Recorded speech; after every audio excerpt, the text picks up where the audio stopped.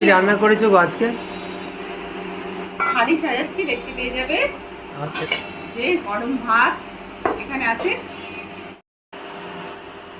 কাঁসার থালায় ভাত খেতে আমি খুব ভালোবাসি।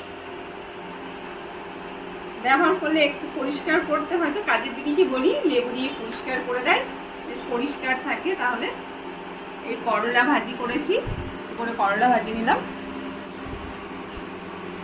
ভাত, ডাল, একটা ভাজা, একটা সবজি, একটু স্যালাড, চাটনি, পাঁপড়, মাছ। আর কি লাগবে? খাওয়া আচ্ছা, শুরু করো। আচ্ছা ঠিক আছে। এই জল তোমার, মাছ, চাটনি, পাঁপড়টা এখানে থাক। সাজানো কমপ্লিট। এই দিয়ে আজকে লাঞ্চটা সারবো।